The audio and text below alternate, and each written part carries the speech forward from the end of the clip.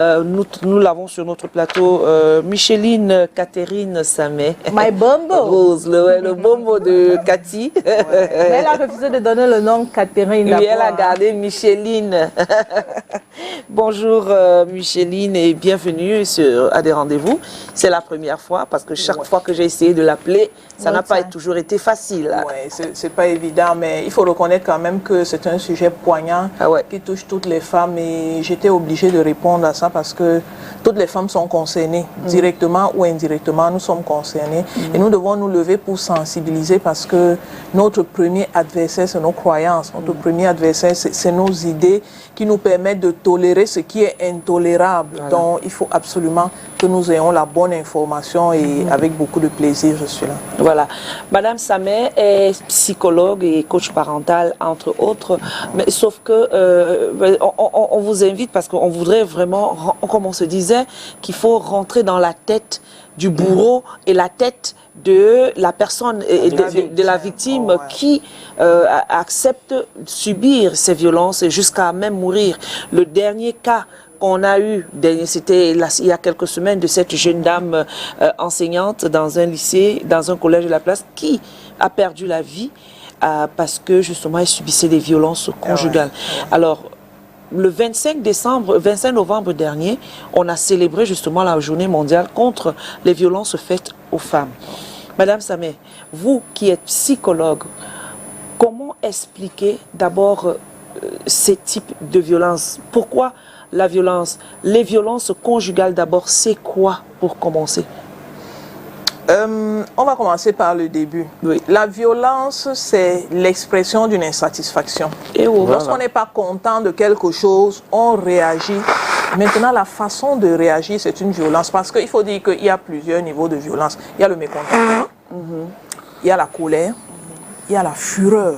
Donc, quand le niveau de violence est élevé. Mais de façon simple, la violence, c'est l'expression d'un mécontentement dans le sens de l'action.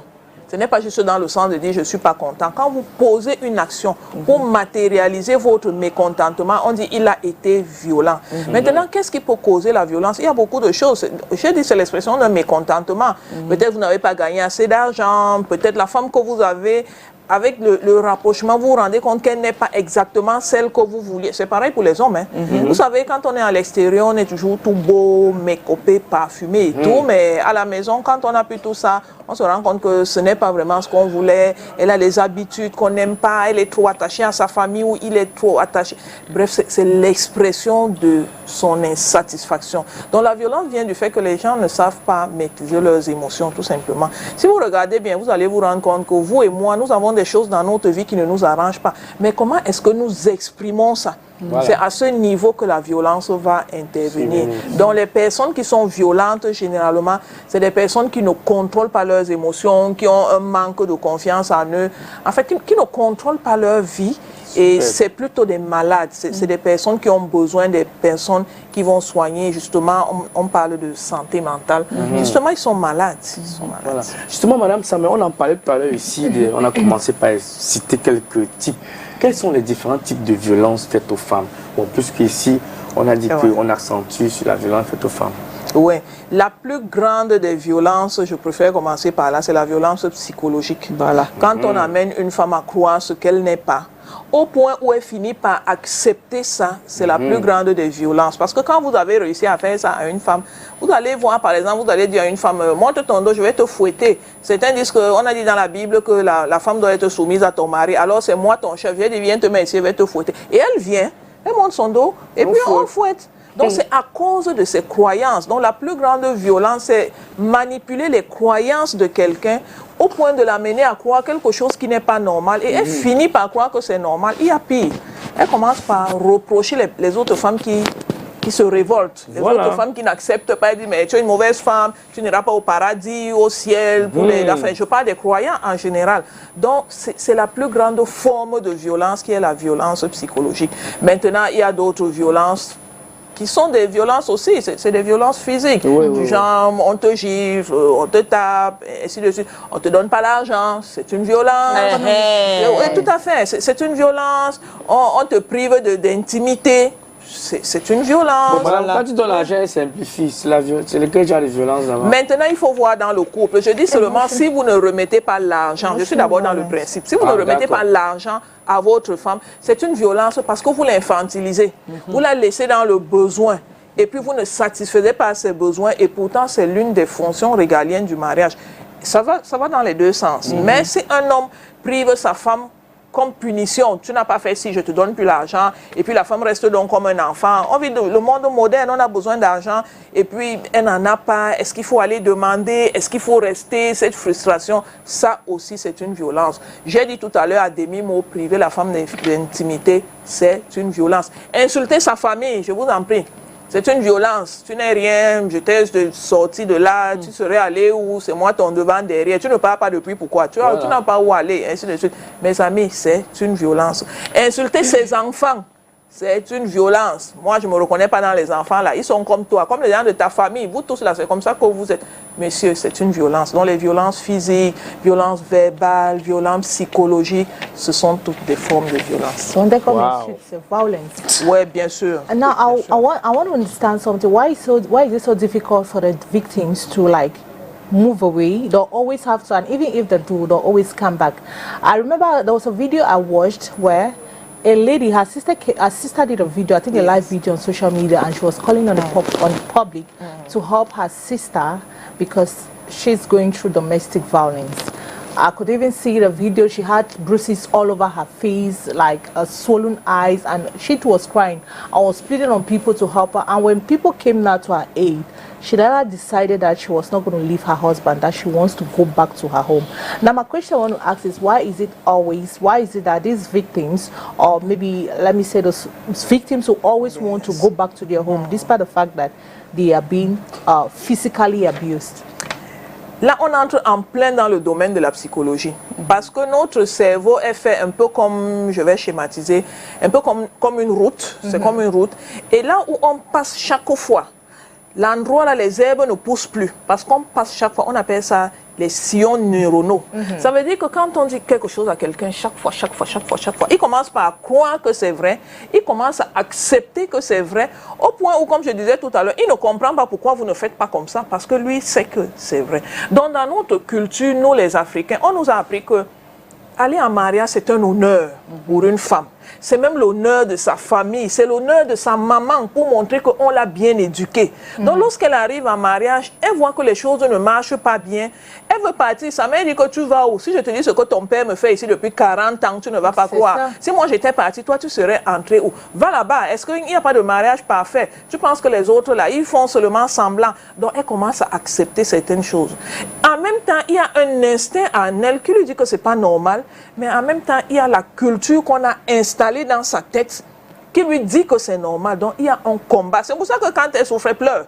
Mais quand tu dis, bon, comme tu pleures, quitte alors, elle dit que non, je ne peux pas quitter, Dieu n'aime pas ça, Dieu a haï le divorce, qu'est-ce qu'on va dire dans ma famille, mes amis. Et puis nous aussi maintenant, la moindre des choses, on va mettre sur les réseaux sociaux. Bon, voilà qu'on avait vu avec l'alliance, les habits blancs, après quand ça va sortir que je ne suis plus là-bas, qu'est-ce qu'on va dire? Je préfère rester ici et supporter. Le candidaton. Quand on reste, voilà, on devient prisonnier du candidaton au point où l'homme se rend compte que, mais finalement, c'est comme si on n'a pas où aller, hein.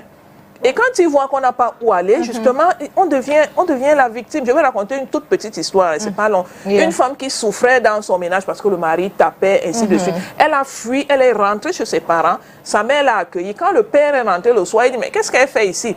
On dit non, son mari l'a tapée, elle est d'abord venue. Il dit que non, je ne garde pas les femmes des gens chez moi. Je ne veux pas les femmes des gens chez moi. Tu vas rentrer chez ton mari et tu vas convoquer une réunion de famille et puis on viendra arranger. Il a pris son petit frère. Il a demandé à son petit frère d'accompagner. C'était les choses de 22h, 23h.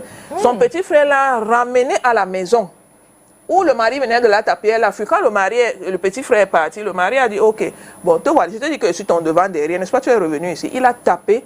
Et le matin, c'est le corps qu'on est venu ramasser. Parce que, en fait, elle a abandonné dans sa tête. Elle s'est dit, comme toute sa famille l'a abandonné, ses parents l'ont abandonné. Donc, l'homme l'a tapé, elle ne se défendait même pas. Elle n'a pas essayé de fuir. En fait, elle s'est laissée mourir. C'est les voisins qui sont venus ramasser le corps et qui ont rappelé à la maison. Donc, c'est pour dire que les croyances ont une très grande influence sur sur la victime. Elle sait qu'il faut partir, mais elle n'arrive pas et puis elle supporte en espérant que ça va s'arranger. Malheureusement, souvent, ça ne s'arrange pas. Yeah, that's what I want to understand. Are there possibility for a woman or even a man to, try to side out those potential warning signs of an abuser, like maybe at the beginning of the relationship, because I know sometimes it's so difficult to know who is an abuser, maybe at the beginning of the relationship, but I think there should be a common sign, there should be like a red flag that will always make you, ring something in your head that this person might be an abuser. Yes. Il y a beaucoup de signes qui peuvent attirer votre attention pour vous montrer que c'est un homme violent. Exemple, vous êtes avec un ami, c'est un ami, et puis il vous raconte une histoire. Il dit que je te dis que, vous savez, comme quand en amitié, on tape souvent la main comme ça, il dit que je te dis que, mais si il tape, ça te fait mal. Jusqu'à ce que ça rougisse. Ça doit attirer votre attention, que c'est quelqu'un qui est violent. Parce que là, il est dans son état naturel, mais juste quelque chose, il est tellement violent que vous sentez qu'au fond de lui, il y a ça. Deuxième chose, quand vous causez avec quelqu'un, ça c'est un ami, vous n'êtes pas encore en relation, il dit qu'il a eu sa chance. C'est parce qu'il allait voir ce que j'allais lui faire. Donc les paroles menaçantes, ça doit attirer votre attention que ça c'est quelqu'un que s'il ne se contrôle pas, il peut aller loin. Puisque lui-même dit qu'il a la chance, c'est parce que tel est intervenu, c'est parce que j'allais lui montrer quelque chose. Ça doit attirer votre attention. Si vous causez, et puis il a des paroles méchantes envers d'autres personnes, peut-être vous passez en route, quelqu'un vous a bousculé, vous marchez ensemble, quelqu'un vous a bousculé. Si vous voyez la violence qu'il a envers la personne qui vous a bousculé, il n'a pas fait exprès. Mais les paroles qui sortent sont tellement dures, agressives, c'est vous-même qui dites que non, laisse-le, il n'a pas fait exprès. Ça doit attirer votre attention. Vous savez, il n'y a pas beaucoup de gens qui deviennent violents. Il y a des gens qui sont violents depuis. C'est vous qui n'avez pas vu. Parce qu'ils vous donnaient l'argent, parce qu'on vous a amené à Dubaï, parce qu'on vous a acheté les habits. Vous avez vu de petites choses, mais vous avez dit non, c'est pas grave, c'est parce qu'il avait bu. Non, c'est parce qu'on l'a stressé. C'est comme ça qu'il est. Et dans la maison, il va être comme ça. Donc, il faut être assez lucide, assez détaché pour pouvoir interpréter certaines choses au-delà de l'argent. Il faut pouvoir interpréter. Autre signe que je veux vous donner, comment est-ce qu'il parle de ses frères, de ses sœurs? Certains jours, allez à la maison, n'entrez pas, restez devant la porte, écoutez comment il parle dans la maison. Est-ce qu'il est le genre qui gronde quand sa mère parle? Voilà, donc le genre de personne, bon, il s'en fout à la limite. Ça doit attirer votre attention. S'il est quelqu'un qui est dur, on le supplie toujours pour quelque chose qui est naturel, que tout le monde donne. Lui, vous devez toujours supplier, on doit toujours le pousser. Tout ça, c'est autant de signes qui vous montrent que celui-ci a un potentiel de violence, et faites attention lorsque vous allez vous engager avec lui. Super.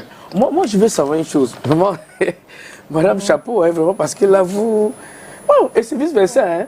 Moi, je causais avec une fille un jour. Bien sûr. Elle a fait comme si me blaguait, sa mère était dure. Petite parenthèse, juste une petite parenthèse. Quelqu'un a arrêté les fiançailles parce que justement, il voulait tester sa fiancée. Ils sont donc allés au restaurant et puis il a créé une fausse histoire. La femme dit que non, bon, c'était quelque chose du genre, tu ne vas pas souvent sortir. Ce n'était pas vrai. Il voulait juste la tester. Tu ne vas pas sortir. Non, je vais souvent sortir. Non, tu ne vas pas sortir. J'ai dit que tu ne vas pas sortir. Il regarde. Et la fille, le ton ne fait que monter. Lui, il dit que tu t'embrouilles. Pourquoi? J'ai dit tu ne vas pas sortir. Elle s'est levée et elle a cravaté en plein restaurant. Donc, elle a arrêté son habit. Tu crois que quoi? Tu es qui? Il est resté, il a regardé comme ça là. Mais il a compris que le genre de femme, si on est dans les fiançailles, elle me cravate déjà comme ça, dans la maison, là, ça va être... C'est des signes de violence, c'est nous qui ne savons pas interpréter. Voilà. Bon, j'aimerais savoir, madame, pourquoi est-ce que lorsqu'on parle de violence conjugale, chez les, comme on dit ici, chez nous, les bobos, pourquoi est-ce que chez les riches, on ne voit pas ça? C'est beaucoup plus chez les pauvres gens. Pourquoi les pauvres sont violents dans la vie conjugale? Non, déjà, je ne pense pas que ce soit... le pourcentage, je ne dis pas que c'est une rhétorique, mais si on regarde le riche et le pauvre, le pourcentage, c'est que c'est les pauvres qui sont... C'est chez les pauvres qu'il y a beaucoup de violence conjugale. Je ne sais pas si madame ça va me dire le contraire. Bon, je veux dire que ça n'a pas à voir avec le niveau de richesse ou de pauvreté. Ça a plutôt à voir avec la culture. Merci. Il y a certaines personnes qui sont violentes, mais qui savent couvrir ça. C'est chez les personnes riches qu'on a appris l'expression « je me suis cogné à la porte ». Nous, on n'avait pas ça dans notre culture. Ça veut dire qu'une femme vient avec un bleu dans les traces de coups de poing. Quand on demande qu'est-ce qui s'est passé, elle dit non, je me suis cogné à la porte. c'est chez eux qu'il y a cette expression, je me suis cogné à la porte. Ça veut dire qu'eux aussi apprennent juste à camoufler ça. Bon, nous les Africains, généralement, on est expressifs, tu m'as montré quoi, ainsi de suite, tout le monde voit. Donc, ça n'a pas à voir avec le niveau de pauvreté ou de richesse, ça a plutôt à voir avec l'éducation. Il y a certaines personnes qui sont, je ne sais pas si je vais dire pudiques, pour dire que certaines choses, ça ne se dit pas, c'est pas poli, on ne dit pas des choses comme ça. Alors, elle préfère... Et puis, elle veut couvrir l'honneur de son mari. Si elle dit, mon mari m'a tapé, on va dire, ah, il est violent, qu'est-ce que tu fais avec lui? Je t'avais dit de ne pas aller là-bas, ainsi de suite, pour éviter toute cette honte. Elle préfère dire, non, je me suis cogné à la porte en sortant, ainsi de suite. Mais mon message, vraiment, mon message, c'est de dire aux femmes de ne pas couvrir leur bourreau. Ce qu'il vous fait n'est pas normal. C'est vous qui avez raison, dans le sens où il a levé la main sur vous, où il a été violent. Même si vous n'avez pas raison dans le sens où vous avez provoqué la violence, parce que peut-être qu'on va en parler aussi. On parle aujourd'hui des personnes qui sont violentes, des hommes qui sont violents, mais il faut aussi qu'on parle des personnes qui ont excité cette violence-là. Il faut qu'on parle aussi de ça. Mais je dis seulement, le fait de lever la main sur vous, même la loi de ce pays interdit ça. Donc, lorsque quelqu'un lève la main sur vous, vous ne devez pas tolérer. Peut-être que tout à l'heure, on va voir qu'est-ce qu'il faut faire donc pour éviter ces violences. Mais que les femmes commencent à comprendre que c'est anormal. Vous n'avez pas à protéger la personne qui vous a fait du mal. Même la loi de notre pays, le Cameroun, interdit ça. Justement, parlant de loi, quand je vois souvent c'est un film américain des blancs, moi, quand tu parles un peu mal à la femme, tu sais, sans que tu es un peu elle prend le téléphone, l'appelle. Et je suis comme ça, les gens viennent directement pour te défendre. Chez nous ici, je ne sais pas si ça existe, même que si un mari veut taper sa femme, tu prends le téléphone, tu appelles peut-être, je ne sais pas, le 117 ou alors peut-être le 118, si les gens vont venir. Ça existe. Est-ce que les gens vont venir, c'est autre chose. Mais il y a des moyens de contournement. La première chose, c'est que vous pouvez aller aux services sociaux. Les services sociaux sont entièrement gratuits. Donc, si votre mari vous a tapé ou même vous a menacé, vous pouvez aller aux services sociaux. On va le convoquer, on va faire une première conciliation. En fait, il y a une procédure par rapport à ça qui peut aboutir maintenant dans la procédure au tribunal. Mais que les femmes apprennent à sortir et aller se plaindre dans les services sociaux. Celles qui ne veulent pas déjà aller là, n'hésitez pas à convoquer un conseil de famille. Votre mari, là, votre femme, qui est son mentor? On dit souvent qu'avant de se mettre en relation avec quelqu'un, ne vous mettez pas en relation avec quelqu'un qui n'a pas un mentor. On dit au quartier que quelqu'un qui peut lui parler, il écoute. Il écoute, voilà. Qui est la personne qui peut parler à votre homme et il écoute? Si vous vous mettez avec un homme qui s'en fout de tout le monde parce qu'il a l'argent, c'est dangereux. Parce que lorsque ça n'ira pas, c'est ce mentor que vous allez appeler. Premier mentor, c'est vos parrains et marraines de mariage, si vous êtes mariés. Qui étaient vos parrains? Ils ne sont pas là seulement pour tirer votre robe blanche pour sortir à la télé et autres. C'est eux qui doivent intervenir quand ça ne va pas. Allez d'abord les appeler. Si ça ne va pas, parlez à ses amis. Si ça ne va pas, convoquez un conseil de famille qui réunit votre famille et sa famille. Si ça ne va pas, allez aux services sociaux. Si ça ne va pas, sortez de là, sortez de la maison. Mais il faut absolument d'abord aller aux services sociaux. Sinon, lui, il va vous poursuivre pour abandon de domicile conjugal. Allez d'abord signaler pour dire que pour sauver votre vie et celle de vos enfants, sortez d'abord de la maison. Si on peut arranger pour que vous reveniez, vous revenez. Si ça ne peut pas, vous allez choisir donc entre les ragots, votre nom qui est sali, et votre honneur qui est préservé, mais dans un cercueil, vous aurez à faire le choix. Oui, Cathy. Wow. Yes, the question I want to ask is like, what could actually be the cause of domestic violence? Tu peux répondre à la question, s'il te plaît? What could actually be the cause of domestic violence? Ok. Première chose, c'est qu'est-ce qui peut être la cause de violence domestique? Première chose, c'est la situation économique ambiante. Ça gêne tout le monde, les gens sont frustrés et on dit souvent on se trompe d'adversaire. Ça veut dire que si tu fais peut-être un commerce, tu n'as pas beaucoup de clients, en même temps tu as des besoins d'argent pour toi-même, la famille et tout ça. Tu es stressé et quand la femme vient encore se mettre devant toi, tu as l'impression que c'est elle qui est même la cause de tout ça. Première chose. Deuxième chose, beaucoup de personnes grandissent avec un manque de confiance en soi. Et moi, en tant que psychologue, je reçois beaucoup de personnes qui me posent des problèmes.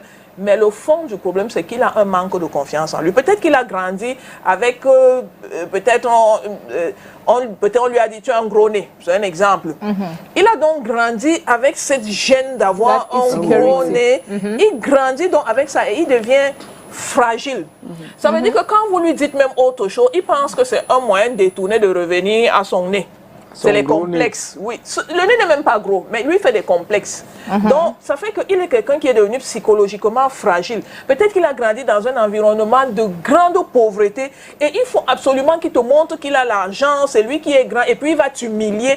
En réalité, toute cette humiliation-là, il est en train d'exprimer ses blessures psychologiques. C'est quelqu'un qui est faible, quelqu'un qui est malade et c'est ça qu'il est en train d'exprimer.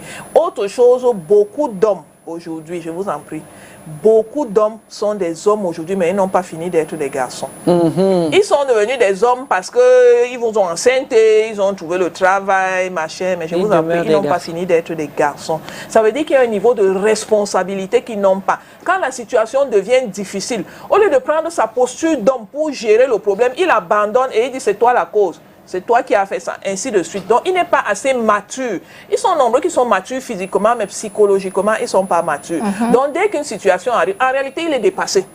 Quand quelqu'un arrive au niveau des coups de poing là, ça veut dire qu'avec les arguments, il n'a pas pu convaincre. Il n'avait plus aucun argument. Il lui restait seulement ses coups de poing. Et comme il sait que physiquement, il est plus fort que la femme, avec ça au moins, il va t'amener à te taire. Mais la vérité, c'est qu'il n'a pas pu convaincre. Il est lui-même dépassé par la situation. Il ne sait pas comment faire pour préserver le peu d'honneur qui lui reste. Alors, il va devenir violent. Donc, généralement, les personnes violentes sont des personnes malades. Elles ont besoin de médecins ou de psychologues. Maintenant, s'il faut rentrer dans la peau de... Je veux entrer dans la peau du bourreau. Comment, parce que vous avez commencé justement à expliquer ces personnes violentes-là. Comment justifier... Qu'est-ce qui justifie le fait que il se comporte de la sorte? C'est vrai que vous avez dit que l'enfance, etc., et puis des frustrations. Mais est-ce que ceci devrait être une raison pour être violent? Non, non, pas du tout. Bien sûr, ça ne devrait pas être une raison. La vérité, c'est qu'il est dépassé. Il est tout simplement dépassé, il ne sait pas quoi faire. Et puis, c'est le seul moyen d'expression qui lui reste. Donc, il ne maîtrise pas la situation. Il faut aussi dire que nous sommes, chacun de nous ici, nous sommes le produit de notre éducation. Nous sommes le produit de nos croyances. Il y a certaines personnes, certains adultes qui n'ont pas grandi en parlant. Un peu comme des conseils de famille. Il y a des personnes qui s'asseyent avec sa famille et disent que chérie, il y a telle chose, sincèrement, ça ne me plaît pas. Regarde ce que tu as fait, regarde, voilà le plan qu'on avait, regarde ce que tu as fait. La chérie aussi s'explique que non, c'est vrai, tu as raison, mais on avait prévu ça, mais regarde, il y a eu telle urgence, ainsi de suite. Il y a des gens qui ne savent pas parler.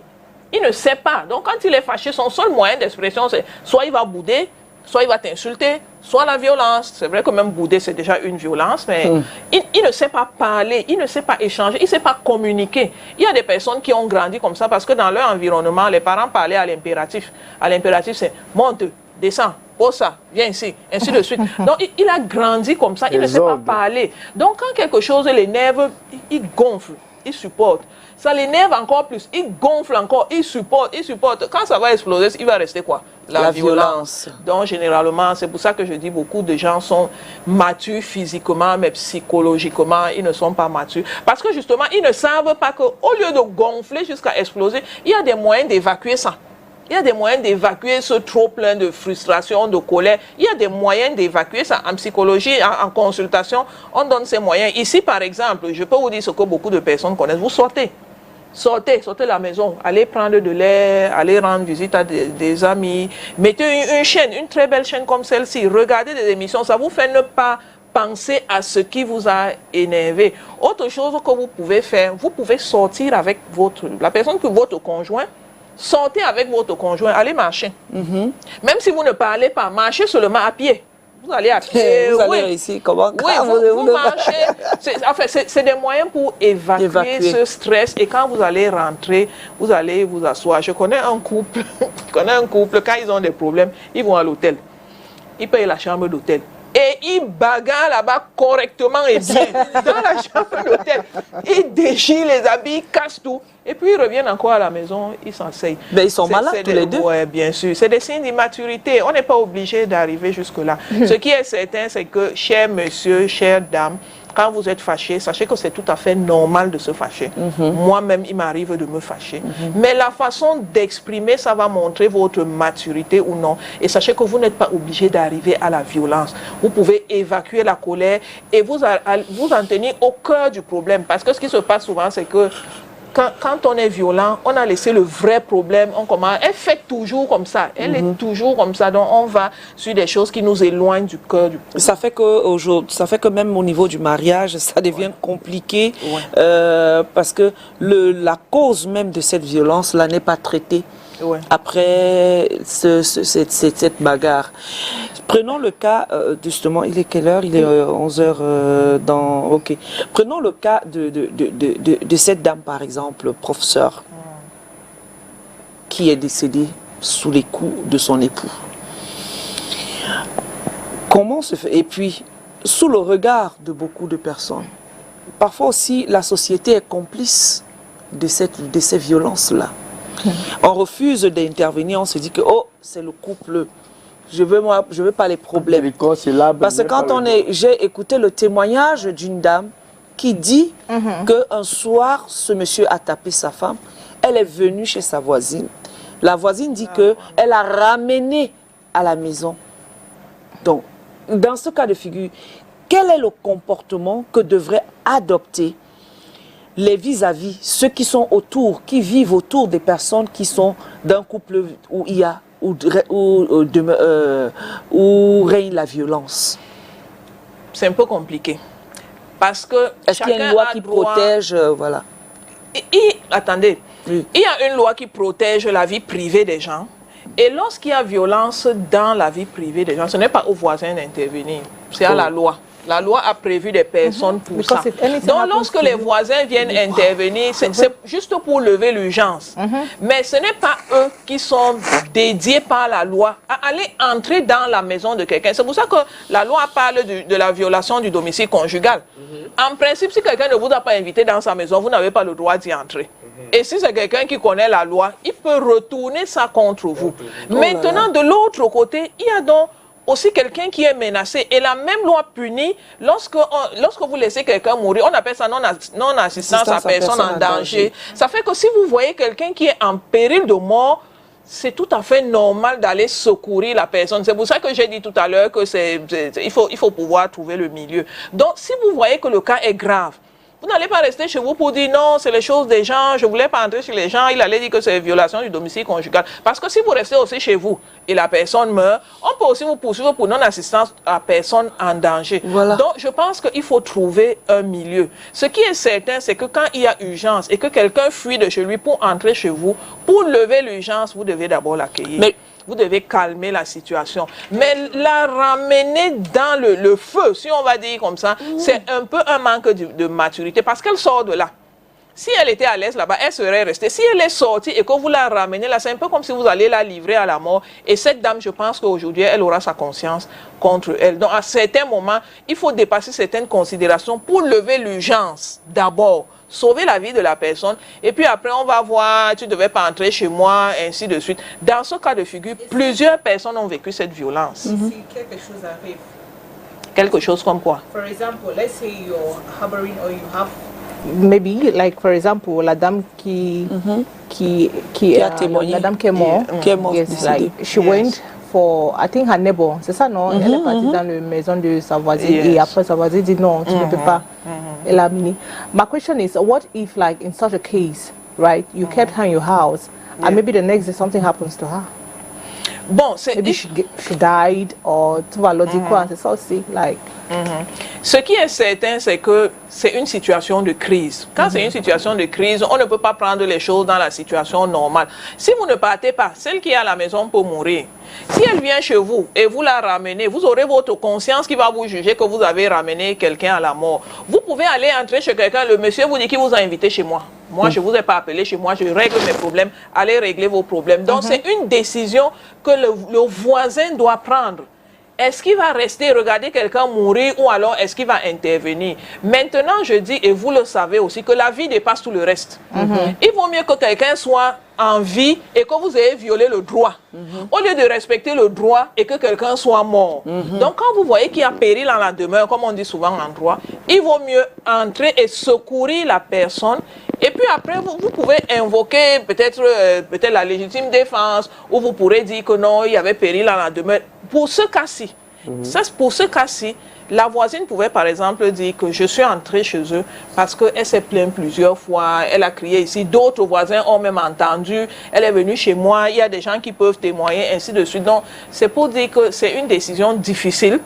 Chacun doit prendre cette décision, mais par instinct, il vaut mieux protéger la vie dont elle aurait pu. Il ne faut pas aussi la culpabiliser parce qu'on ne connaît pas l'environnement, on n'a pas toutes les informations. Mais elle aurait pu garder la femme, même jusqu'au matin. Elle aurait fermé la porte à clé, elle garde la femme là jusqu'au matin. Voilà. Et puis le matin, on va voir. Soit on fait une assise, soit elle sort, elle va rapidement dans sa famille. Bref, elle aurait pu activer un plan B. Mais on ne la condamne pas parce qu'on n'a pas tous les éléments. S'il vous plaît, revenons encore un peu sur la protection là. Une femme qui est bastonnée chez elle. Vraiment, elle a devant elle, c'est pas par ruse, elle entre dans la chambre, elle ferme la porte. Ton mari a te vouloir casser, elle a un téléphone entre les mains. Elle appelle qui? Moi, tout à l'heure, quand j'ai posé la question, vous allez dire que mon service social, elle est dans une situation où elle veut du secours. La bonne nouvelle, c'est que je connais un cas comme ça. D'une femme, justement, il y avait un conseil de famille. Il y avait la violence, souvent il y avait un conseil de famille. Ils étaient assis au salon et par réflexe, elle avait son téléphone à côté d'elle.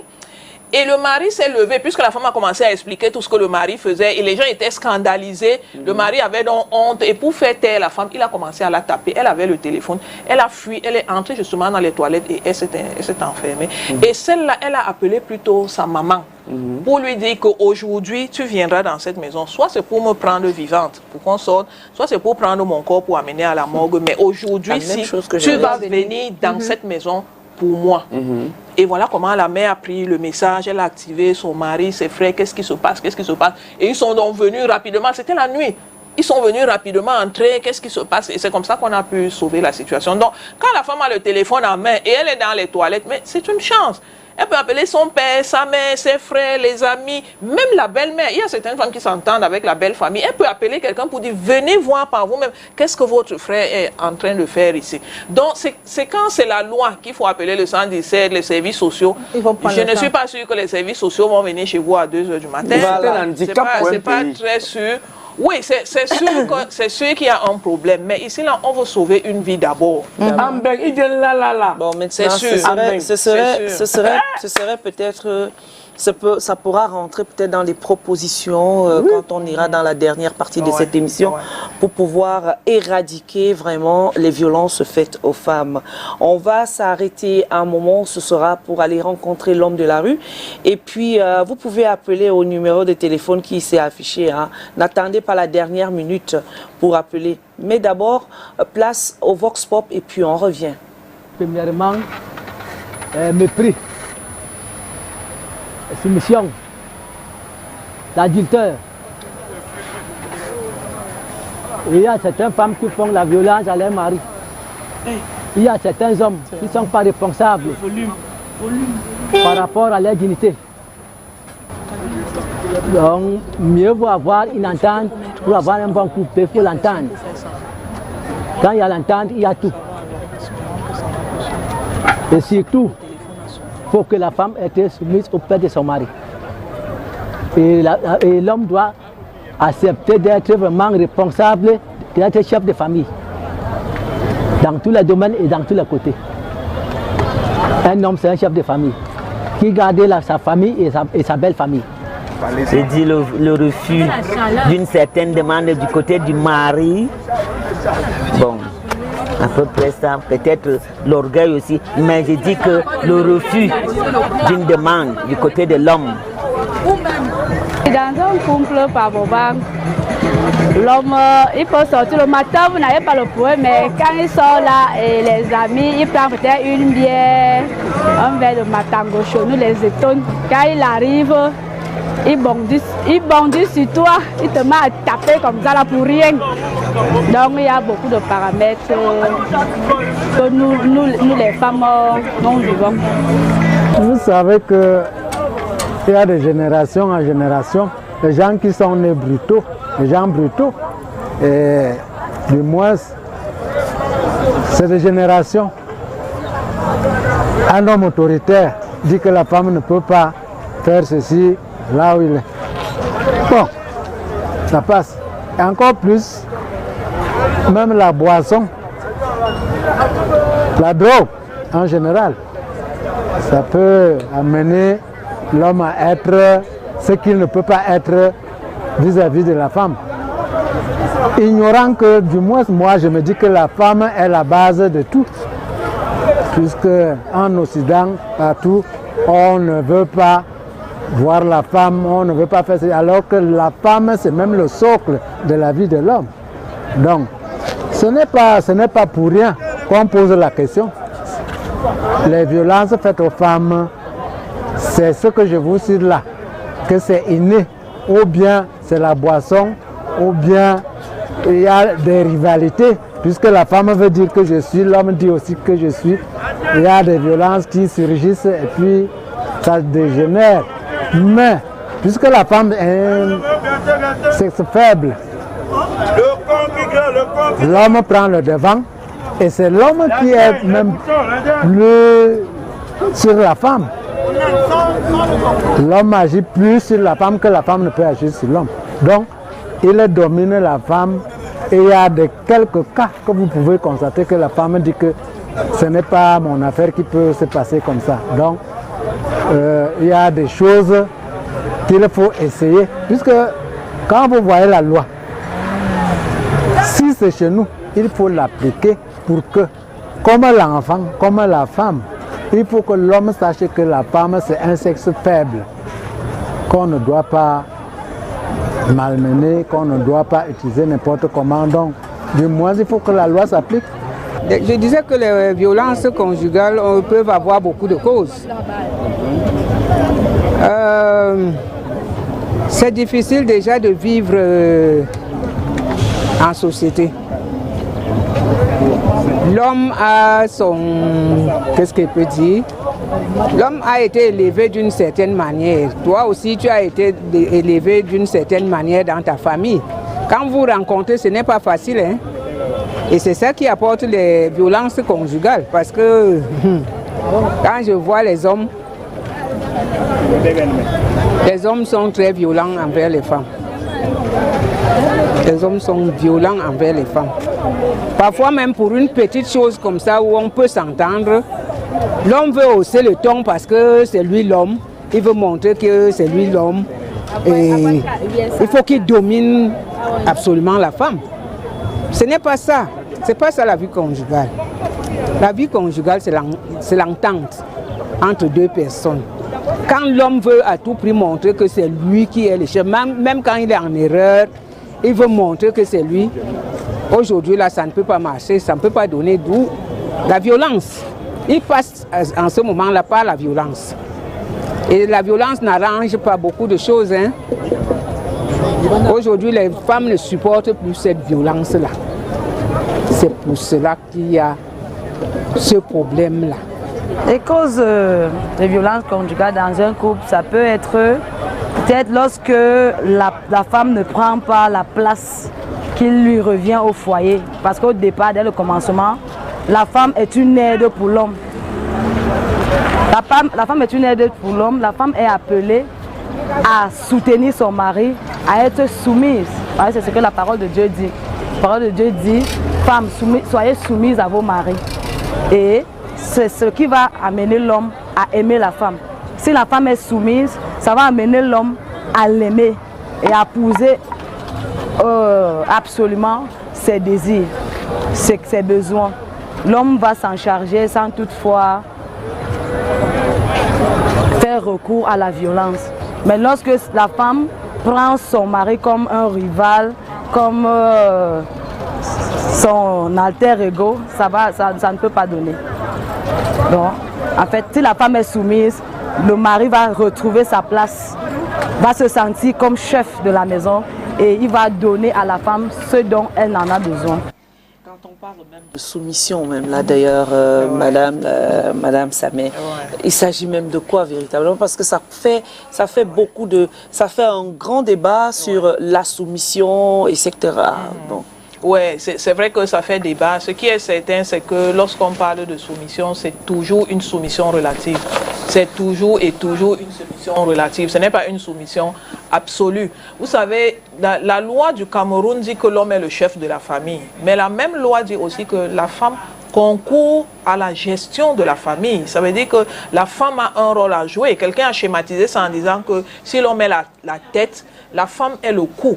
Si la femme est l'aide pour l'homme, ça veut dire qu'elle a des ressources, ça veut dire qu'elle a des choses qu'elle peut amener dans la relation pour que les choses marchent bien. Ça veut dire qu'elle est assez outillée pour savoir voir que la décision que son mari est en train de prendre, la tout chef qu'il est, ça va vous amener dans les problèmes.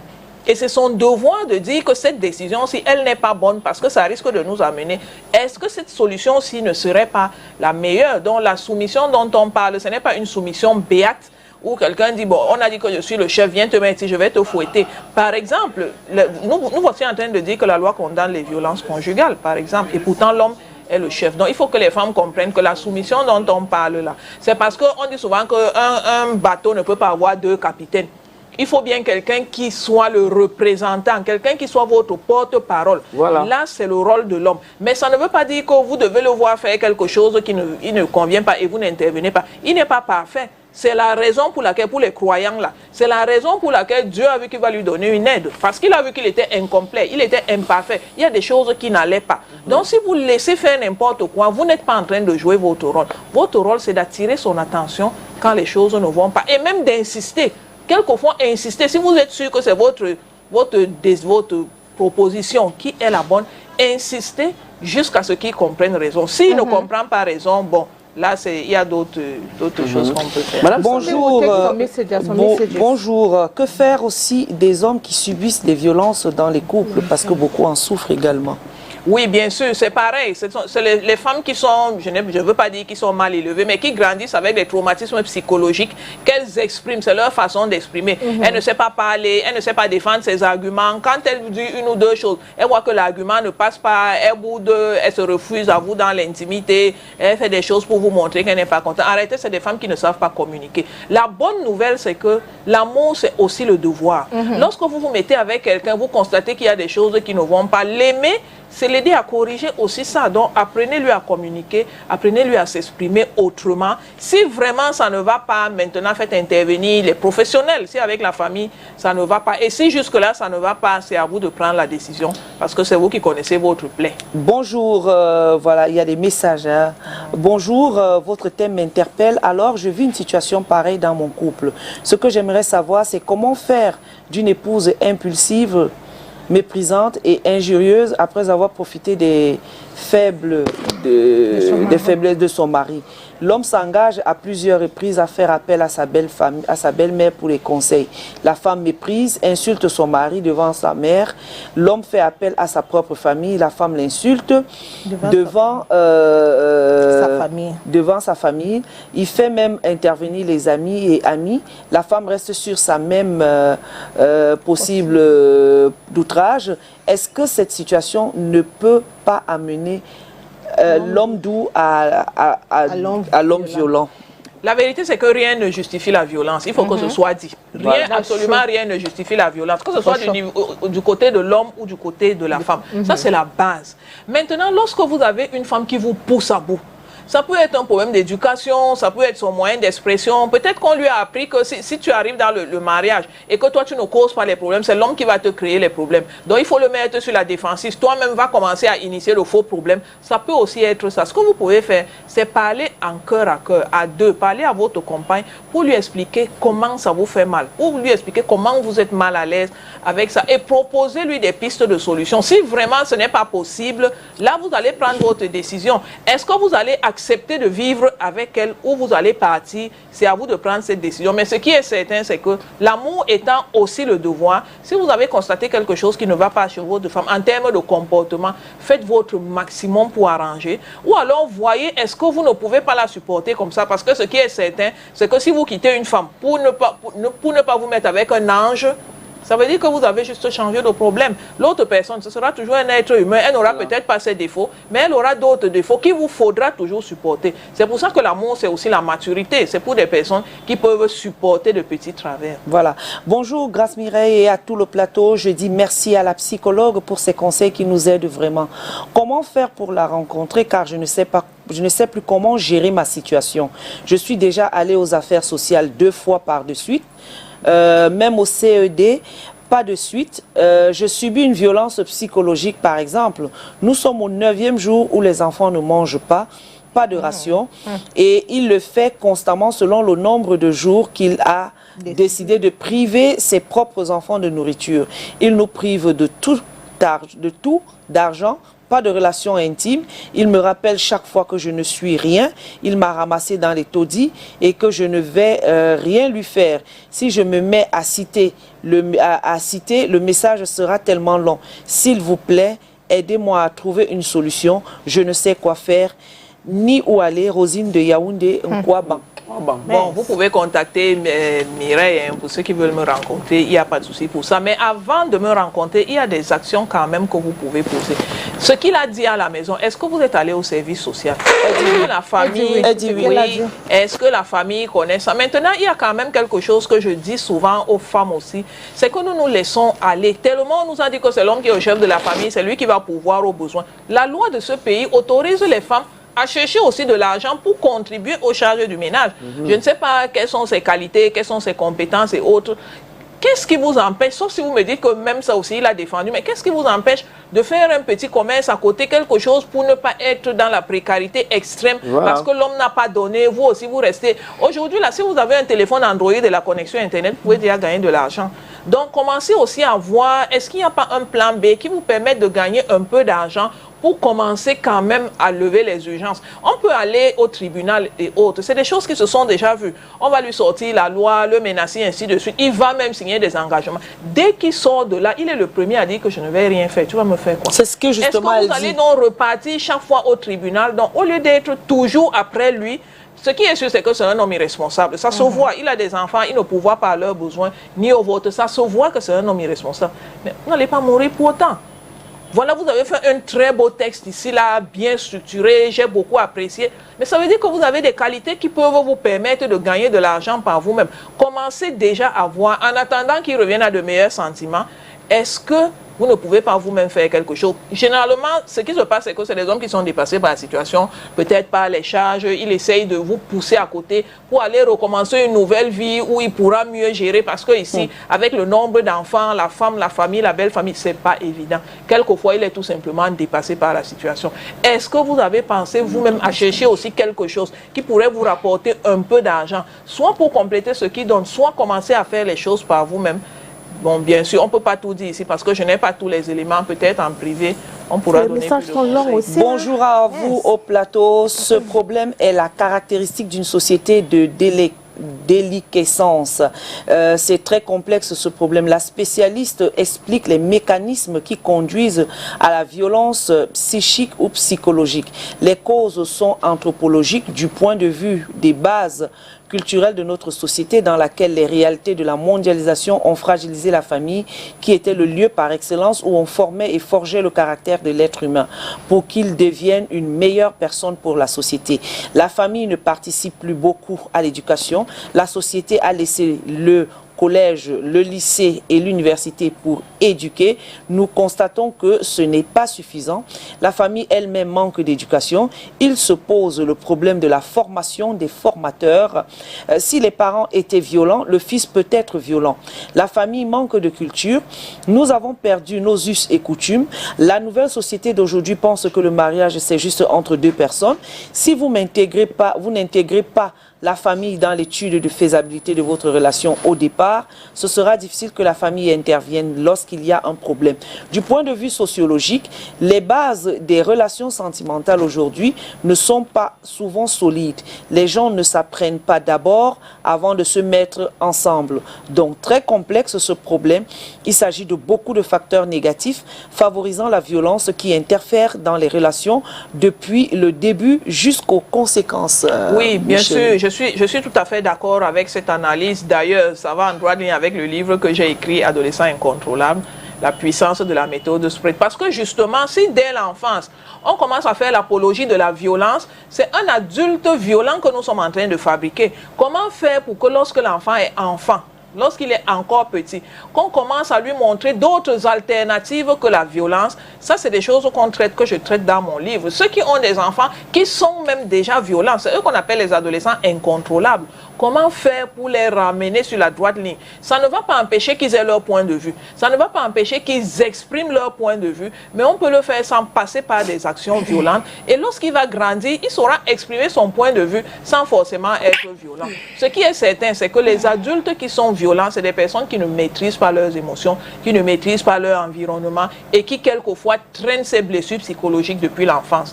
Donc je suis tout à fait d'accord avec cette analyse. Voilà. Katia a une question. No, my last question I want to ask. I want to find out from you.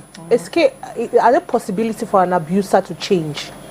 Oui, bien sûr que ça peut changer. C'est à ça que servent les médecins du mental, les psychologues, psychiatres et autres. Bien sûr que ça peut changer. Lorsqu'on touche au fait générateur, ça veut dire à ce qui avait provoqué ça, il y a des moyens de changer ça. Il y a des moyens même inconscients. On touche même au subconscient. On utilise même quelquefois l'hypnose, qui sont des moyens avancés pour changer la façon de penser, le mindset de la personne. Il y a des personnes qui pensent, par exemple, que c'est sa façon de s'imposer. S'il ne fait pas ça, la femme ne va pas le respecter. Et puis, il fait ça pour maintenir que c'est lui le père, c'est lui qui est en haut et que la femme est en bas. Donc, si on réussit à savoir qu'est-ce qui provoque la violence chez lui, le père, ça va nous donner l'élément sur lequel il faut appuyer pour changer. Oui, beaucoup de gens changent. On peut changer. Oui. C'est vrai que c'est un processus, ça va prendre du temps parce que c'est quelque chose qui était en lui depuis longtemps, mais oui, avec de bons outils psychologiques, on en vient à bout. Et je connais des femmes qui ont été bastonnées avec le mariage tellement que maintenant, elles ont la phobie des oreilles, n'arrivent pas là-dessus. Ma question, c'est quelles sont les conséquences de la violence conjugale? Les 11h54 minutes. Oui, juste 2 minutes. La conséquence, c'est que c'est des personnes qui sont frustrées. C'est des personnes qui pensent que tout le monde autour d'eux sont violents, tout le monde est prêt à la bagarre. Donc, si quelqu'un vous dit bonjour, pourquoi tu as dit bonjour doucement? L'autre, pourquoi tu as dit bonjour fort? Donc, ils sont des personnes qui sont devenues faibles dans la vie en société. À chaque fois qu'il y a quelque chose, ils pensent que vous voulez dire et il est toujours prêt à la bagarre. Donc, c'est quelqu'un qui est devenu asocial. Et l'autre conséquence, c'est que tout le monde les vite parce qu'il est devenu comme les épines. Chacun dit si je l'approche, il y aura des problèmes et puis il se retrouve dans seul. Oh, nous ne sommes pas faits pour vivre seul et finalement ça commence à le détruire de l'intérieur. Il veut aller vers les gens, lui-même voit que tout le monde le fuit et finalement ça ne va pas. Merci Micheline. Bonjour. L'homme doit aimer sa femme et la femme doit respecter son mari. Mon Dieu. Voici le livre qu'a écrit Micheline Samet, Adolescent incontrôlable, la puissance de la méthode spread, voilà, que vous pouvez vous procurer, bien sûr. Où on se le procure, c'est pas tout voilà, le livre. Où on se le procure alors? Bon, vous pouvez me contacter, vous pouvez contacter Mireille, bien sûr. Je sais pas, est-ce que je peux donner mon numéro ici? Allez-y. Bon, c'est l'indicatif du Cameroun qui est le 237. Donc, vous pouvez composer le 6 99 63 26 37. Je vais reprendre le 6 99 63 26 37. Si vous êtes réseaux sociaux, vous pouvez suivre ma page Facebook aussi, les parents d'adolescents, vous aurez beaucoup d'informations. À la page de Facebook, c'est les parents d'adolescents. Super. Merci. Mireille, réponds à toutes tes gens sur le groupe, par exemple, de l'émission. Du numéro, comme ça ils sauront où récupérer notre invité. Ben, on va transférer, on va envoyer le numéro de Madame Samet dans le forum, sur la page de l'émission, ou alors dans le fora, pour permettre à tout le monde de pouvoir se procurer. Elle a dit, le livre sur la page Facebook, c'est les parents... Au prix de quel gentil... À quel gentil prix je Les parents adolescents. Les parents d'adolescents. Les parents qui ont des adolescents, donc qui ont du mal à gérer leurs adolescents. Tapez juste sur Facebook les parents d'adolescents et vous allez avoir... À quel gentil prix on peut avoir? Oh, voilà, ça commence déjà à sonner là-bas. Merci d'avoir été des nôtres vraiment très... et qui maîtrise son sujet. C'était vraiment super cool, merci. Espérons qu'on va éradiquer enfin les violences faites aux femmes. Si les femmes sont bien éduquées, si les femmes savent qu'elles ont des droits et qu'elles ont le courage, qu'elles aient le courage d'agir, ça va baisser. Plus elles se laissent faire, plus ça va s'aggraver. Mais quand on se sent en danger, il faut partir. Bien sûr, ça va de soi. Alors Cathy, si on est en danger quelque part, on part. Est-ce que Cathy ressemble à une fille que quelqu'un tape? Tonton Calvino, si tu es en danger quelque part... C'est plutôt Cathy qui tape. Ah bon. Moi, je voulais dire seulement que merci, Madame Samé. Je pense que vous avez inculqué quelque chose dans la tête des Camerounais. Je vois que les gens s'envoient encore les messages. Ils ne font qu'envoyer les messages. Papa, vous allez sur la page et les parents d'adolescents, vous allez lui écrire. Elle a donné son numéro. Ne fuis pas, Manoron.